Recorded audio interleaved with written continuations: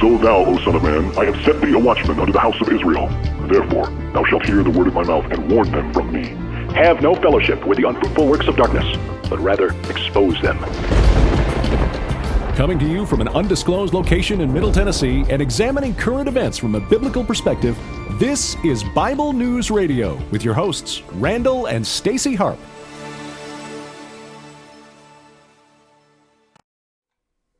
Hey everybody, I want to welcome you to today's edition of Bible News Radio. Yeah, it is. All right, so hope you guys are having a good day. Do me a favor, share this out if you don't mind, because you know what? I guarantee you are not going to hear about this story in your mainstream media. In fact, I was actually shocked where I did hear about this. And what am I talking about? What I'm talking about is this new lesbian church of Modern Witchcraft. They actually use a different name, and I'm not going to say the name, but I will spell it later, just so you know. All right, so I want to welcome you to the show. Thank you for coming in, everybody. And thank you guys for sharing this out already. I really appreciate it. As you know, yesterday we talked about Alex Jones and how the big media companies have censored him. And I guarantee you, it's not going to stop. It's going to keep going, people. Yeah, it is. It will. So today what we're going to do is we're going to give you some updates on some of the stuff that's happening within the homosexual lobby, some things in law that you might want to know about, and this new lesbian church where you actually have to live as a lesbian in order to actually go in it, right? But it's interesting because there are things that I read, I'm like going, how do they come up with this stuff? But then I think, the father of lies, the deceiver of the brethren, all he does is try to copy what the Lord does, right? You know what I'm saying? And he's really pretty bad at it. I mean, he can't even come up with his own original idea, just saying. So we're going to talk about that. And then I'm going to remind you a little bit about what Nehemiah is about. Remember we talked about that yesterday? Yeah, we did. All right, I'm going to go over to Facebook and say hi to some people if you're over there. I have to go over there right now, though, first. Okie Girl, hello. Melanie, Mia, Diane, others, Bareface, my handsome, hunky producer, manly man with a beard. That's me. Thank you for hosting, for doing that. All no right. problem. Lisa Gray, they don't tell. Hello, Gina. Had a nice talk with Mama Gina earlier today. Okay. All right. Deep breath, people. All right. Okay. Now that that's stopped, and I didn't abruptly end it like I usually do, let me go ahead over here and share this because I'm going to share. Sharing is caring. Okay, I'm going to go over here and I'm going to share this with my other audience over on Facebook. So just give me 1 minute here. Our internet has been dropping off and on today at our house, so we're praying that it doesn't do that now during our show. So you guys pray against that happening. If it deletes or crashes after the show, I don't care. I mean, I care, but it wouldn't be as traumatic as if it did it during the show. All right, so yesterday we ended the show by talking about Nehemiah, which is a book in the Old Testament. And I just wanted to remind you of a couple of the verses that we read yesterday. I was going to use my actual Bible that's sitting next to me, but I think I will go ahead and look it up here on the computer, and Randall can bring it up. In Nehemiah chapter 4, right? And I'm going to go ahead and bring it up right now. Nehemiah chapter 4. Yeah, I am. Okay. Okay. Reading in the New American Standard Version, which is my favorite version. Remember yesterday when we read about Sanballat and some of the other evildoers, Tobiah? these guys who came in, they decided that they were going to ridicule the work of Nehemiah and the other guys that were helping out, right? In fact, it says here, Sanballat heard that they were rebuilding the wall. He became furious and very angry, and he mocked the Jews. Well, this is a sign in the times, right? This is the sign, one of the biggest signs of our day is the mocking and the scoffing, right? The mockers and scoffers, they will come. That is a definite sign of the end times. And they said stuff like, what are these feeble Jews doing? Are they going to restore it for themselves? Can they offer sacrifices? See, that's a mockery right there. Because the Jews offered up sacrifices for the forgiveness of their sins. And, of course, the haters of God, they don't care if their sins are forgiven, right? Can they finish in a day? Can they revive the stones from the dusty rubble, even the burned ones? Now Tobiah, the Ammonite, this is verse 3, was near him, and he said, even what they are building, if a fox should jump on it, he would break their stone wall down. So basically he's saying, hey, you know what? Even if a fox jumped on this, which, isn't that heavy of an animal, don't worry. It's not going to be that good anyway. So they're just mocking him. They're ridiculing him. And the response was, hear, O our God, how we are despised. Return their reproach on their own heads and give them up for plunder. In a land of captivity, do not forgive their iniquity and do not let their sin be blotted out before you, for they have demoralized the builders.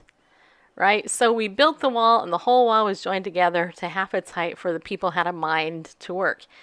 Now, when Sanballat, Tobiah, the Arabs, the Ammonites, and the Ashdodites heard that the repair of the walls of Jerusalem went on and that the breaches began to be closed, they were very angry. Well, why were they angry at this? Why do you think they were angry? Because when the breaches begin to be closed, there is protection for the city, which means that there's protection for God's people, which the enemy does not like. All of them conspired together to come and fight against Jerusalem and to cause a disturbance in it. And you know what? In the end, the whole world is going to turn against Israel again. So this is not the first time this has happened. But Nehemiah said, but we prayed to our God, and because of them we set up a guard against them day and night. Thus in Judah it was said, the strength of the burden bearers is failing, yet there is much rubbish, and we ourselves are unable to rebuild the wall. Our enemies said, and see, we need to pay attention to what the enemy's saying in this lead story today. Don't mistake what I'm going to say. I don't mean this in a mean way, but anybody who is not a friend of God is an enemy of God, okay? And this church is a complete mockery standing against the one true living God. Our enemies said they will not know or see until we come among them, kill them, and put a stop to the work. Let's not forget that's what the enemy wants to do. He wants to do anything that he can to stop God's work, to mock God's work. Why do you think there are so many false teachers behind the pews and the pulpits, or in the pews and behind the pulpit lectern today? Why do you think that the prosperity gospel, the blab it and grab it, all these people who are in the church today fleecing the flock of Christ, why do you think they're there? Because they want to put a stop to God's work. And the only way God's work can go forth is if God has his people revived and they're paying attention to what he's doing, right? So this in verse 11 and verse 12, it says, when the Jews who lived near them came and told us 10 times, they will come up against us from every place where you may turn. Then I stationed men in the lowest parts of the space behind the wall, the exposed places. I stationed the people in families with their swords, spears, and bows. When I saw their fear, I rose and spoke to the nobles and the officials and the rest of the people. Do not be afraid of them. Remember the Lord who is great and awesome. And fight for your brothers, your sons, your daughters, your wives, and your houses. All right. And that really is, I think, one of the biggest themes of the book of Nehemiah. And I just wanted to remind you guys, if you didn't see yesterday's show, this is the call I believe God has, at least for my audience at this point, for me to remind you, everything that you do in your Christian walk is a reminder to fight for your brothers, your sons, your daughters, your wives, and your home. Okay? Why? Because the Lord is great and awesome. And he really is great and awesome. He can do whatever the heck he wants. But his people are being attacked left and right, being demoralized left and right. You know what I mean? So that verse here is Nehemiah chapter 4, verse 14, if you want to write that down. Nehemiah 4:14. And remember this, right? Who are your brothers? Who are your sons? Who are your daughters, right? Your wives, your house. Note that it doesn't say husbands in here anywhere. Why do you think that is? Note that it doesn't say mothers specifically. I believe it's because God has called himself to be the husband to the church, right? And so the people in the church, we are his brothers, his sons, his daughters. You know, the women are the weaker vessel. We need to be protected. Children need to be protected. And this is what Nehemiah was up to, okay? Nehemiah wanted to remind his people, the ones who are standing in the gap, that they had that power. And it goes on, I'm not going to read the rest of chapter 4, but it basically goes on, it reminds them, hey, when they're working, they have their weapons in one hand, they have their tool of work in the other hand, right? Like, who does that? They did. They did that. And that is precedent for you to be able to defend yourself. There's no reason why God's people cannot defend themselves. This baloney that you can't defend yourself, you have to lay over, turn the other cheek and have them beat the crap out of you is just that, right? It's not biblical. It's misapplied application and understanding to the scripture. So be confident in that and claim what God's word says for you. So with that said, let me tell you about this lead story that I have here, because when I saw this, I was like, you gotta be kidding me. I literally thought that. And this story, actually, I'm going to read you 2 headlines, but then I'm going to read the Forbes one, Randall. The first headline that tipped me off to this came off from LGBTQnation.com, which is a very popular homosexual news outlet. And they titled their article, IRS recognizes a lesbian witch's, quote, church, unquote, but is it a sneaky attack on trans rights? Well, that got my attention, and I thought, ooh, this is interesting. So this is really super interesting. This is an interesting thing here. But then I started reading the article, and I'll just read the first 2 paragraphs of this, and then we'll jump over to the Forbes article. Okay, so this one on LGBTQ Nation says, transgender exclusionary radical feminists, also called TERFs, have formed a, quote, church, unquote, and the federal government has recognized it as a tax-exempt religious entity. The group's main doctrine is a thinly veiled attack on transgender people. Of course it is. Forbes reports that the Trump administration gave the thumbs up to the, and this is the only time I'm going to say the name of this, so, just saying. This is the name of the church. The Forbes reports that the Trump administration gave the thumbs up to the Pussy Church of Modern Witchcraft. That's the only time I'm saying it, people, just so you know. With Attorney General Jeff Sessions' militant advocacy for, quote, religious freedom, unquote, laws and regulations to protect religious hate groups, is it any wonder the administration rubber-stamped the vagina-approved group? Mockers and scoffers, people. So when I read that Forbes actually reported on this, I clicked over to the link here, and I thought, okay, if Forbes actually discussed this, let's look at what Forbes had to say and not get the extreme liberal LGBT slant on this. So listen to how Peter Riley, who is the contributor, actually discussed this on Forbes. Forbes, okay? Forbes. So this is not, LGBTQ nation, okay? So it's titled Lesbians Want a Church of Their Own and the IRS Approves. And it says here, you need to be aware of a conflict that is going on between some radical feminists and the transgender community. See, there's infighting between the LGBT community. All women and girls are welcome to join this church as congregants, but we're going to look at that in a minute because their website's very interesting. So I'm just going to say the P Church of Modern Witchcraft might strike you as something you would find in the Onion, which is a mockery blog. It's supposed to be a funny blog. It's a parody. A parody, that's right. Satire, actually. Satire, yeah. Satire.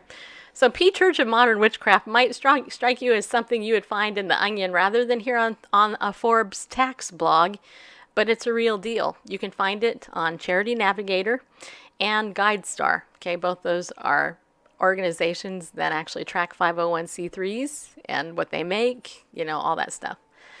The IRS recognized it as a 501c3 organization and went the extra step of recognizing the PCMW as a church, the most enviable of all tax statuses, exempt not only from income tax, but also from the transparency that filing Form 990 creates. A church does not have to apply for exempt status, but it's a prudent step, particularly for an innovative organization like PCMW. My source indicated that the approval process was reasonably quick and there was no pushback from the IRS. So the question would be, if I, Stacey Lynn Harp from Bible News Radio, actually decided I was going to form a nonprofit 501c3, would I get any pushback? I might. I've been told numerous times this is part of the reason I have decided to not go nonprofit, is because it's getting more difficult to become nonprofit. But there's controversy. Listen to this. To understand what's going on with the PCMW, you need to be aware of the conflict that's going on between some radical feminists and the transgender community. It is long running. A recent manifestation occurred during the London Pride Parade. Here's a quote. Anti-trans protesters, mostly made up of trans exclusionary radical feminists, also known as TERFs, it's a TERF war. Sorry, I couldn't resist. Invaded this weekend's London Pride celebrations, disrupting and eventually being allowed to lead the parade by officials. The article by Rose Damu takes the transgender side of the controversy in her report on the incident.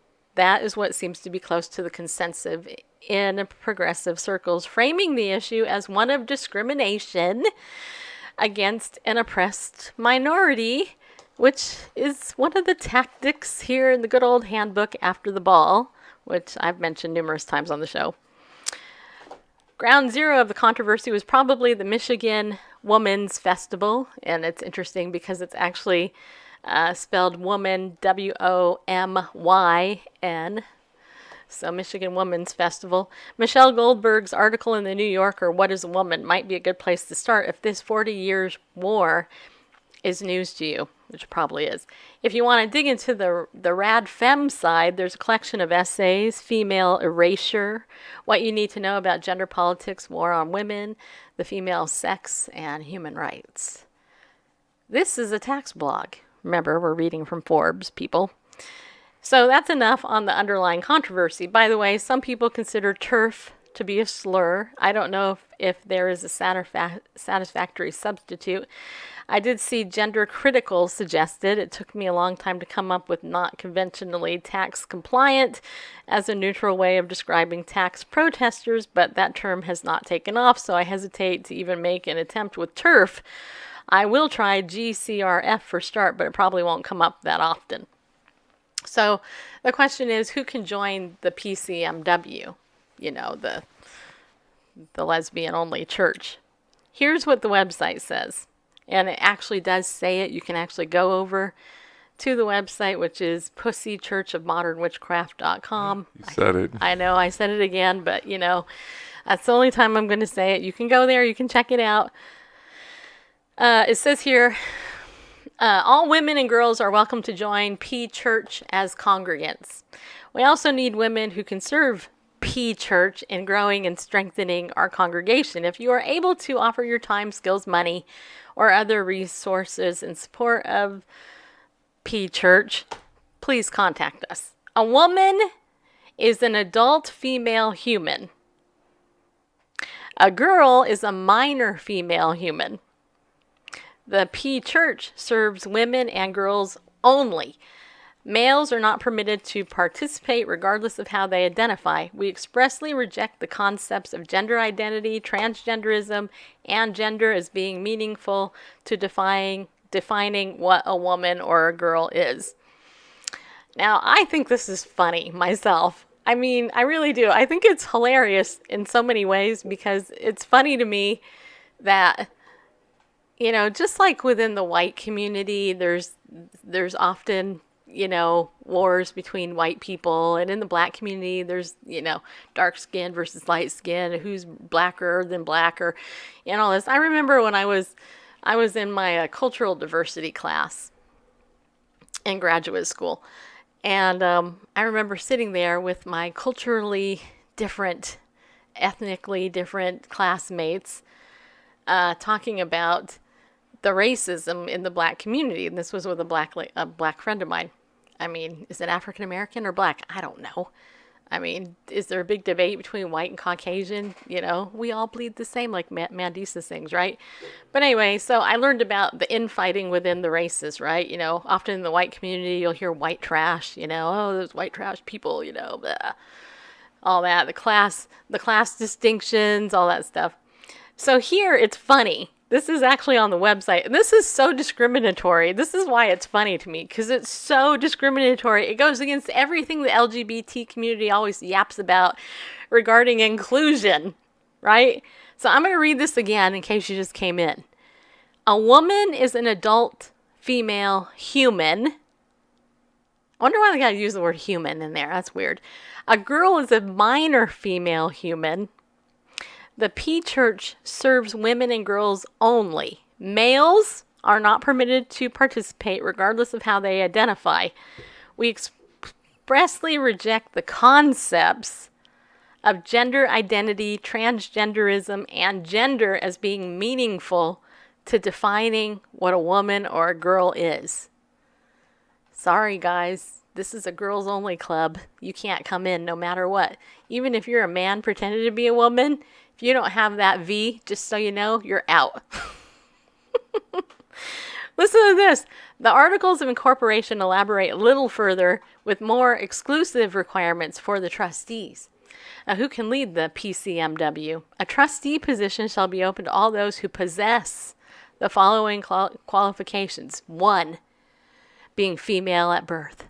Well, how do they know? Because according to the LGBT lobby, your brain, whatever your brain, you think you are in your brain is what you are at birth, not your biological, actual, physical, appearance, right? I mean, it used to be in the normal world that when, you were born as a baby, which we all do, just so you know, they looked at the body part and they're like, oh my gosh, it's a boy. And the liquid comes squirting out and gets you in the face, right? Or they're like, oh my gosh, you got a girl. And they handed you a pink, cigar. It's pink or blue. So this actually goes against the whole constructs of the gay lobby, what they teach you in this book, After the Ball. Being female at birth, the nerve of these people. All right, so here's the other thing. Number 2, they have to give a testimony to an experience of the new birth in lesbian feminism. Don't you like the lingo there? In other words, they have to be born again as a lesbian and a feminist. If that isn't mockery of the Christian faith, I don't know what is, right? Number 3, I love this one. There has to be evidence of a consistent lesbian life. Evidence of it. Just like in the Christian church, if you're going to be a trustee or a leader in the church, there should be some type of evidence and proof that you are consistently a believer, acting like a believer, living like a believer. You see the mockery here, you guys? Number 4, an indication of a willingness to contribute regularly to the financial support of the church, of which she must be a member. Every member has a V, and it comes from the beginning of time when you were birthed. Number 5, acceptance of the tenets of faith as set forth in The Lesbian Heresy by Sheila Jeffreys. GYN Ecology, The Meta-Ethics of Radical Feminism by Mary Daly. Sister Outsider by Andre Lord, and other texts as designated from time to time by the trustees. And they have to be at least 18 years old. And they have to regularly attend services of and supported the church for a period of at least 3 consecutive months. Oh, so they have to know them for 3 months before they can get on board. And they have to agree to be governed by the church, and as it may be amended from time to time. However, the requirements to vote for the trustees are less rigorous. So if you want to be a trustee, you have to fulfill all the previous requirements. If you want to vote for a trustee, all you have to do is you have to be female at birth. You have to have a testimony to an experience of the new birth in lesbian feminism. You have to have evidence of a consistent lesbian life and an indication of willingness to contribute to the financial support of the church. You have to accept all the tenets of those books I mentioned before. They have to be 18, and they have to agree to be governed by the church. I don't know doesn't seem like there's any difference in any of these. That's weird. Looks like they're all the same. Oh, no. In order to vote, you don't have to have the 3-month commitment. So that's the difference right there. So it says here, so PCMW is open to all women and girls as defined by PCMW, but lesbian-led. This sort of thing happens with religious groups. Much of the leadership of the Catholic Church is exclusively male and pledged to celibacy. Yeah. I don't agree with that part, actually. I think that's like a misnomer, a fairy tale. In Protestant churches, you will find discussions about whether elders must be married men. So the PCMW is open to all women and girls as defined by the PCMW, but governance is entirely in the hands of lesbians. It evokes the structure of 17th century Calvinism in New England, where you have had to prove you were saved to qualify for full church membership. Depending on what state or country you're in, you could not have that sort of rules in an accounting firm, for example. There are laws about discrimination based on sex, sexual orientation, and gender identity. Even holding an exclusive meeting in a public venue can be an issue in some jurisdictions. There was a fight about that when RadFem 2013 was held in London. So a cynical person, I'm not going to read that word, might think that this enterprise is a clever way to end run around existing and proposed anti-discrimination laws because religious liberty trumps those sort of things, which the Supreme Court recently confirmed in Masterpiece Cake Shop v. Colorado Civil Rights Commission. But the article here of Forbes magazine, or this article on Forbes, goes on to say, this is good legal work. The lesbians that put this together, the lawyers that they hired, did good legal work. And that's what he says. He says, I think the legal work that went into forming PCMW was quite good. The fact that it sailed through the approval process is not necessarily evidence of that, since the IRS is under a lot of pressure and committed to speedily dealing with exempt applications. This is fallout from the seemingly interminable scandal. Nonetheless, as a layman, I see the handiwork of a good lawyer in the articles of PCMW. Whether an organization is a church or not, as far as the IRS is concerned, is a facts and circumstances determination that has nothing to do with its underlying belief system. As Adam Chodorow noted in an amicus brief on the constitutional challenge to the parsonage exclusion, he wrote, most religions have at their core non-verifiable beliefs that can be difficult for non-believers to accept. requiring the IRS and then courts to determine which beliefs or purported beliefs should count as religion for tax purposes is clearly entangling. Yeah. So if the concept of Mary Daly, who taught feminist ethics and a whole bunch of other stuff, being equivalent to Matthew or Mark strikes you as absurd, try explaining original sin and redemption to someone whose education has been entirely secular. I did that once with my co-viant, and now I want her to shake her head. I just say original sin. Now if I want her to shake her head, rather. Here's what the IRS says about whether an organization is a church. Certain characteristics are generally attributed to churches. These attributes of a church have been developed by the IRS and by court decisions, and they include distinct legal existence, recognized creed and form of worship, which I haven't actually gotten into, definite and distinct ecclesiastical government, formal code of doctrine and discipline, distinct religious history, membership not associated with any other church or denomination, organization of ordained ministers selected after completing prescribed courses of study, literature of its own, established places of worship, regular congregations, regular religious services, Sunday schools for the religious instruction of the young, and schools for the preparation of its members. The IRS generally uses a combination of these characteristics together with other facts and circumstances to determine whether an organization is considered a church for federal tax purposes. So it says here that, goes on to say, a trans take on this church.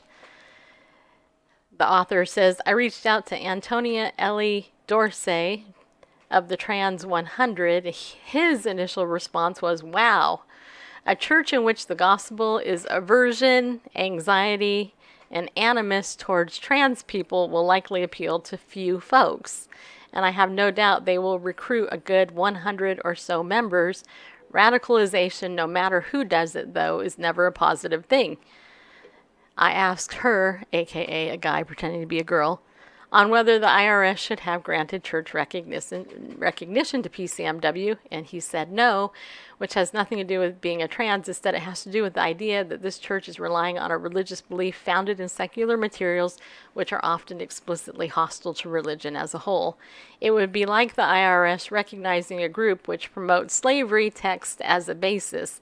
There's no genuine religious belief there. Anyway, there's a little bit more to this, but what I will say is it's very interesting to me that here's a trans guy who won't actually agree with the lesbians that are running this witchcraft church. And I find it interesting because they're promoting witchcraft. And it is. That's exactly what it is. It's actually a mockery of God. It's witchcraft. It's actually very sad when you think about it. You know, everybody's like, oh my gosh, the word. It's that type of thing. You know, Randall, what do you think? I mean, you know, the article is a lot longer. I will put it, I don't know if I want to put it on my Facebook page or not, but what do you think about this particular church? Well, it's interesting they call themselves, you know, PCMW, Modern Witchcraft. Right. Yet their texts aren't specifically rooted in witchcraft, you know, historically, but these feminist books. And I agree with the trans person that was cited that as far as being a church, you know, a religious text, etc., I mean, their texts are secular books. Secular feminist books, and so how they meet the standard of having religious texts and this religious history, I don't know, and you know, I don't know. It just seems to me like a move to like thumb their nose at a whole bunch of people simultaneously. Thumb their nose at, you know, religion. Well, as a man, As a man, how does it make you feel as a man that you couldn't go to this church if you wanted? I wouldn't want to. It doesn't bother me at all. I'm not interested in going to a church that has anything to do with radical feminism and or witchcraft or lesbianism. Not my bag. And they're free to associate as they will. We have a freedom of association. The Bill of Rights doesn't specifically mention freedom of association, but when you get into freedom of speech and religion, of the press, etc., there's an implied association in there. But as to call it a religious institution, based on the number of things that the IRS and legal precedents has set out, as this author listed, I don't see that. It just seems like I say, it's just one giant rebellion against religion, against the LGBTQI whatever alphabet soup, sexual anarchy. It's a rebellion against the tax code, and just in so many ways, it's just like but it embraces femininity, femaleness at birth, which I find interesting. As exclusive, forget men. Well, there wouldn't be any women without men. There wouldn't be any men without women. If they want to, it's open to women and girls. But if men are excluded, this is the last generation of that church. Right. There will be no other future congregates. Well, this actually until the cloning thing is down, but even cloning begins with a fertilized egg. So good point. Well, this actually ties into another story that one of our listeners gave me. This is over on stream.org, and this is an article titled "Planet Fitness Loses Women's Locker Room Lawsuit." I don't know if you guys are aware of this, but we'll refresh your memory if you did not hear about this story before. It says here, in 2015, Yvette Cormier filed a lawsuit against Planet Fitness in Midland County, Michigan. After seeing a biological man who claimed to be transgender in the women's locker room, Cormier warned other gym members. Well, duh. I mean, a normal person would do that. Planet Fitness canceled her membership, explaining that the club allows members to enter whichever locker room matches their, quote, identity, unquote. Judge Michael J. Beal of the Midland County Circuit Court dismissed Cormier's appeal in 2016. She then took her case to the Michigan Court of Appeals. Her lawsuit was again dismissed. She then took the case to the Michigan Supreme Court. And last week, the highest legal body in Michigan reversed Beal's ruling and ruled in favor of Cormier, which is nice. She won, in other words. The court concluded the gym failed to inform the plaintiff of its policy allowing biological males into the women's locker room and restroom. Had the plaintiff known beforehand, she would not have joined the gym. She learned of this policy after the fact, however, and thus suffered a financial loss since she canceled her membership earlier than the agreed-upon date. Another case, Liberty Counsel, a nonprofit litigation and policy organization, is defining Mrs. H, who has a similar case. Planet Fitness revoked her membership after she complained about Jordan Rich, a biological man who entered the women's locker room in May 2018. Rich proceeded to threaten her and later even chased her into the parking lot. Liberty Counsel maintains that this is sex-based harassment and is demanding that Planet Fitness reinstate Mrs. H's membership. And just so you know, it's not me. I am not Mrs. H in this regard. I am Mrs. Harp. I know it sounds strange to say that, huh? But you know what? In 8 days, I will celebrate 26 years of being called Mrs. Harp. Yeah, I will. It's good that you're going to celebrate it. Mrs. Randall Pandlebearface Harp. That's my name. No regrets? You know what? No regrets. Not one. Are you kidding me? You are my bestie. You are my lover of my heart. You are the pity pat in my soul. You are by far my favorite. You are the winged. You are the wings beneath my wings. You know. Wind beneath. I guess. I don't know. You are my co-host in life. All right, one other article, and then I'm going to talk to you about this latest scam over on a news website. So this is another thing you can watch for when your identity is potentially being ripped off. Okay, this is over from Liberty Counsel's website. This is titled LGBT Bar Association Bigotry. All right, listen to this. Okay. The National LGBT Bar Association, in case you did not know this, there is a lesbian, gay, bisexual, transgender bar association. And this is not the bar association that you go and you are, a lawyer. Pub hopping? Yeah, hopping. That's what I meant. Yeah, thank you, Chrissy, and everybody in there. Yes, next Wednesday is our anniversary. All gifts can be sent to Bible News Radio. We'll get to that in a minute. But anyway, let me listen. Okay, here's the article here. So the National LGBT Bar Association, a national association of lawyers and affiliate, depending on where you're at in the world. I've heard it both ways. Of the American Bar Association recently announced a campaign that encourages attorneys across the nation to pledge not to provide pro bono services to Liberty Counsel and Alliance Defending Freedom. Bigots, that's what they are. Haters and bigots. The Commit to Inclusion campaign pledge states, quote, "We, the undersigned members of the legal community, wish to publicly object to the anti-LGBT legal groups which operate within the United States legal system, including groups operating as ADF and Liberty Counsel. We commit to inclusion by ensuring that our personal pro bono and volunteer capacity and personal financial resources will not be used to support the work of ADF and Liberty Counsel." Now, unless I'm an idiot, they're committing to inclusion by excluding somebody.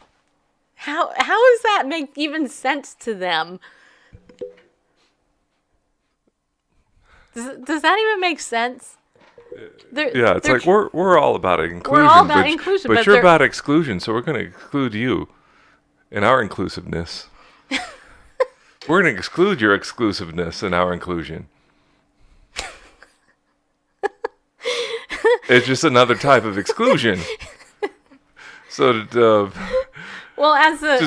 criticize the other for being exclusive, it is as the word salad graphic: bullying, gender rejection, prejudice, bigotry, harassment, discrimination, exclusion. Okay, it goes on to say the National LGBT Bar Association has an annual conference to bring together legal professionals in the LGBT community. BMW and Walmart are two of the top sponsors of this conference. Two of the reasons why you shouldn't go there.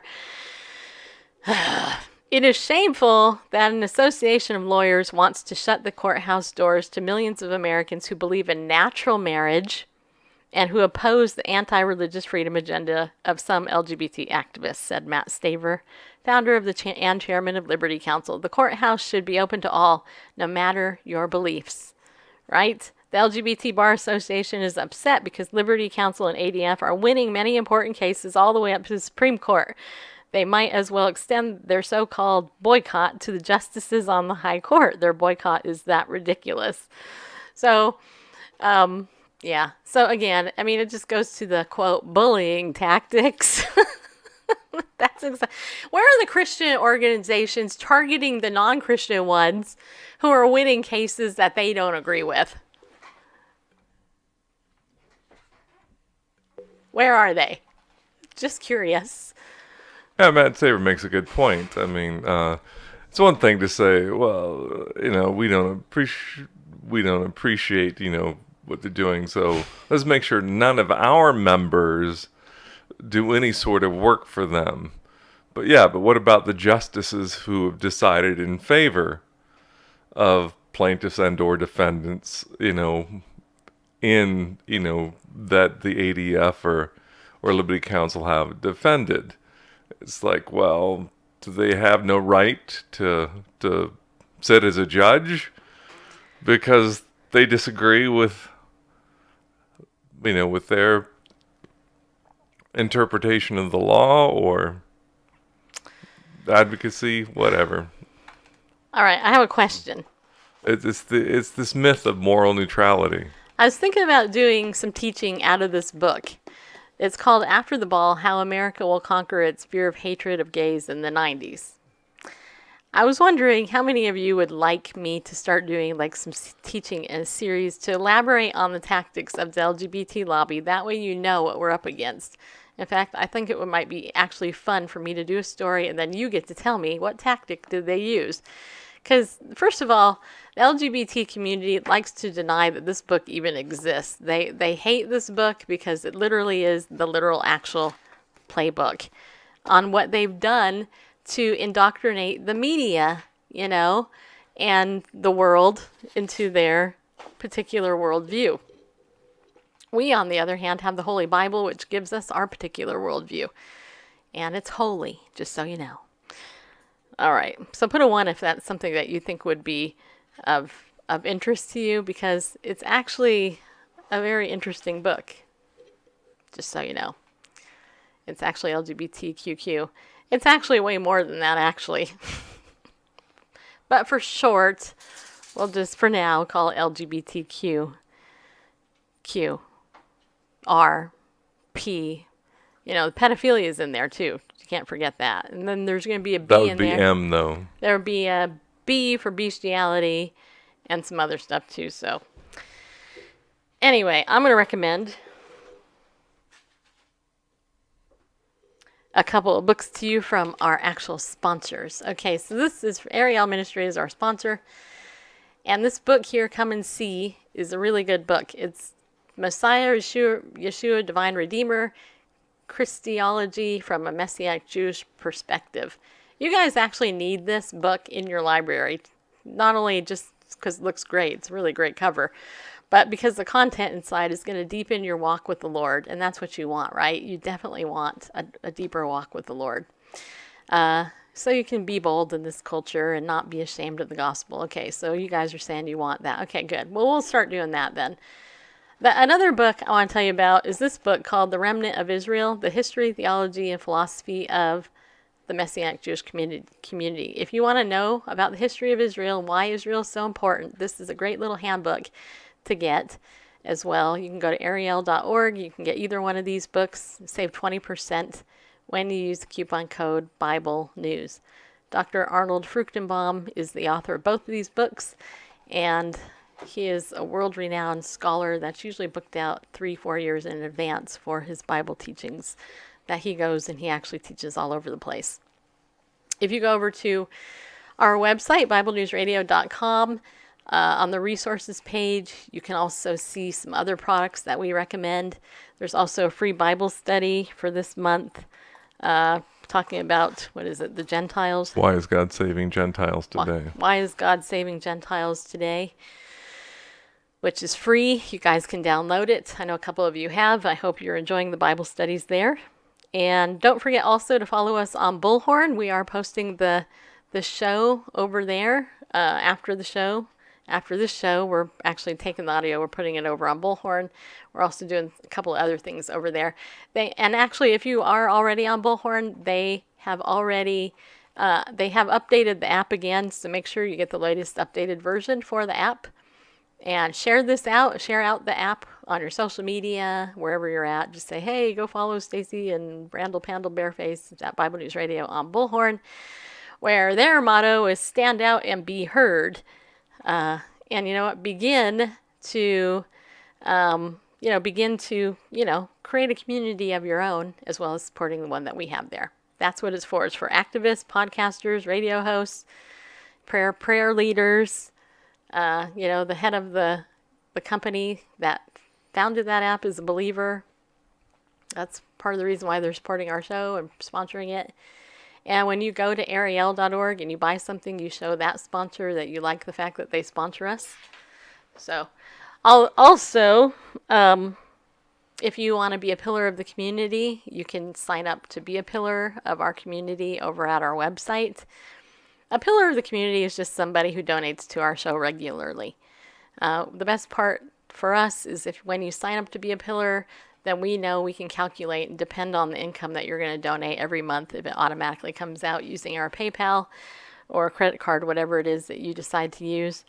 And we will go ahead and add a special, We'll send you a special audio piece that I put together just for the pillars, giving you some behind-the-scenes info that I don't share anywhere else on here on the show. Which is also another thing I wanted to bring up. In October, we've been invited to go to the Prophecy Watchers Conference, which is headed up by Gary Stearman and Bob Ulrich over there at prophecywatchers.com. Great. This is their second annual conference. We've been invited to go and cover it. They will be on our show in the future talking about it. They will be also live streaming it. But hey, if you guys want to meet me and Randall in person, this would be a great place to do it, because we're going to be there for 3 or 4 days, whatever it happens to be. We'll get to hug you and, and talk to you and hang out. And I will be there working. Of course, Randall will too, because he's going to be the one with the camera videotaping everything. And what we're hoping to do is get as many interviews with the speakers of that conference as we did at NRB. Last time we bagged over 30 interviews in like 2 days. It's a lot of work. But I love the work. I'm called to the work. I love it because I like to meet cool, super awesome people who love the Lord. And we want you guys to help send us there so that we don't have to worry about the debt that it would cost us if you didn't help us. So we need about $1,500 between now and, let's say, the end of October. The conference is in early October, right after my birthday. The big 50 people. I'm going to be 50. Can't wait. I've been so excited about turning 50. I don't know why. It just seems like, I can't believe I'm going to be 50. I don't know. Put a 1 if you're 50 or over and you're like super happy about that. Anyway, so if you guys want to donate towards that, I would appreciate it. We did get a $50 donation from one of you already, so we already got a little bit of money coming in. So if you guys want to help donate towards that, please do that at our website. That would rock, and all that. Okay, so now let me tell you also about this article over on WHN TV 19. It's titled Sextortion. Okay, sex, S-E-X, torsion. Phishing scam uses hacked passwords to defraud victims. And you guys know that I am an independent sales rep with Legal Shield. This is my side gig. I absolutely love it, by the way. It's so hard for me to stop talking about it. And I'm sorry if I'm driving y'all nuts, but I want y'all covered with Legal Shield. And identity theft protection. For only $9.95 a month, you guys can get covered with your ID theft, identity theft. You should sign up with me right after the show. All right? In fact, in order to meet my goal this month, in order to advance to the next level in Legal Shield, I only need 4 of you to sign up this month for ID Shield. Would you do that and support our show? That would rock. And it would protect you and all of your credit and all that other stuff. I can give you more details if you want. But listen to this. And this is why you're going to want to get protected. Listen to this. It says here, the BBB scam tracker has been receiving increased reports of sextortion phishing scams, but with a new twist. Now scammers are threatening to access the victims' accounts using old hacked passwords to share videos of them watching or downloading inappropriate videos. The scammer is using the threat of, quote, revenge porn to scare the victim into providing either payment in the form of Bitcoin, interesting, access to personal info that can result in identity theft, or access to their computer to download malware to steal passwords and all other personal financial information stored on the computer. The phishing scam can happen to anyone whose accounts have ever been hacked. All right, now here's the thing. First of all, there's been data breaches all over the place.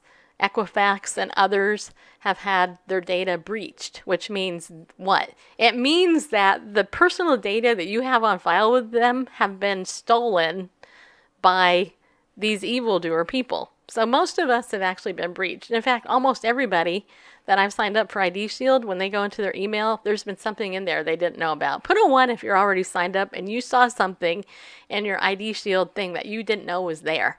Or you're like, oh my gosh, I had no idea that that was there.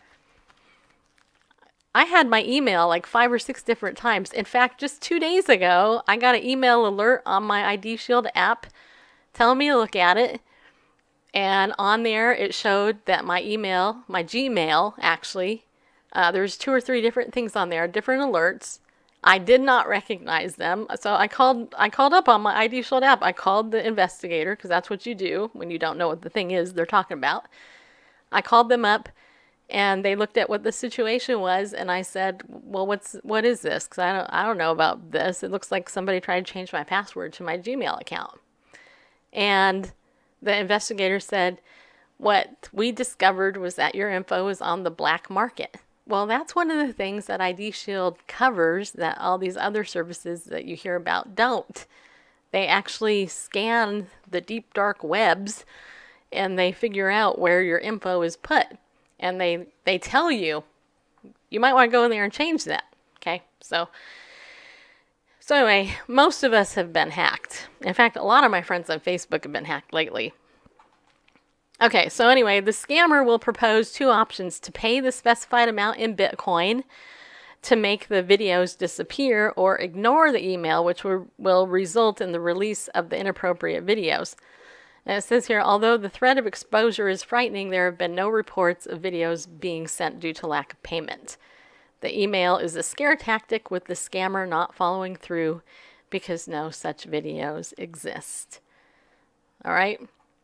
And then it gives some tips here, and this is just good stuff. Number 1, don't send money when you're being scammed. Don't do it. Especially if they want it in Bitcoin. In fact, I'm not sure how many of you are actually Bitcoin users yet, but I hear there's a really good podcast headed up by Joel Comm all about Bitcoin if you're interested in that. Conduct a security check on your computer. Make sure that your security software, by the way, when you become a member of ID Shield, you will get access to a whole bunch of places that offer perks. And one of those perks is, I think, last time I checked, it was 65% off Norton security software that you can run on your computer. So you can actually save on that if you become a member too. Change your passwords. In fact, I recommend changing your passwords frequently. Don't respond to scammers. Don't open up attachments, especially if you don't know who they're coming from. And turn off all your electronic devices, web cameras. I can't remember. Did I share yesterday about the Bluetooth in the rental car? Or did I just share that on my other page? I know that I remember you telling me about it, but I can't remember if that was. Yeah, I can't remember. But yesterday, one of the stories that I read talked about how Bluetooth, you know how when you rent a car and you put your phone, you use it as your GPS and you do all this other stuff? Well, there's been some reports that people have had their identity and their info stolen as a result of that stuff, because the rental car places, in this particular case, it was Hertz Rent-A-Car, doesn't wipe off the info. They might clean out the car, but they don't delete the info that's actually translated from your phone into their GPS system through Bluetooth. And as a result, a woman's identity was completely stolen. She had her address changed because she wasn't used in informed delivery. She didn't know it, but she figured it out because she bought something from Amazon, never got it. But she did get a receipt saying where it was delivered, which was a completely different state. I read today another article about a woman who was a manager at Burger King who ripped off like $180,000 from people who worked at Burger King too. So, I mean, it is everywhere. And I'm not trying to make you paranoid. I'm actually trying to help protect you by giving you a tool that will help you personally monitor your identity and all this stuff right on the palm of your hand. So I really do want to encourage you to get Legal Shield and ID Shield and contact me directly so I can talk to you more about it and tell you exactly what's in it so that you can worry less and live more. True story. You really can. All right. Is that it? Do I have anything else? You guys have any questions? Do I have any questions that came in here? There's some people who are talking Spanish. And there's some sex bots. What kind of church? Brian, are you still in here? I don't know if Brian's still in here. If you are, you have to go back and watch the show. Super happy. Okay, let's see. Remember that Jesus is a Jew. Yes, he is. I'm also part Jewish. I ask you for an apology for this insult, which I have directed to every Jew. Remember that Jesus is a Jew. I don't know why that would be an insult, because Jesus was Jewish. You are staring David on a gay book. I think this is an insult, not acceptable. I'm not sure what you're talking about there. Okay. What is the relationship between Israel and the homosexuals? Actually, Israel has a very lax relationship with the LGBT community. They actually have a homosexual pride parade right there in Jerusalem, which I don't think makes God real happy, actually. I don't know. I'm not really sure what else the question really is about there. Let's see if there's anything else here. Oh, I guess that's it. Okay. All right. You have any other added commentary you'd like to add? No, ma'am. Nope. Let's wrap this up. All right. So thank you guys for coming in. Please join my email list at BibleNewsRadio.com. Don't forget tomorrow, tune in at the same time, and we will be back here, with another edition of the show, hoping to encourage you to stand up in your faith, to be bold, and to go with God, right? Be bold, stand up, and go with God. Ultimately, because he loves you, and if you love him, it should be no problem at all, just so you know. All right, so we'll see you tomorrow, and thanks for all your support. I really appreciate it.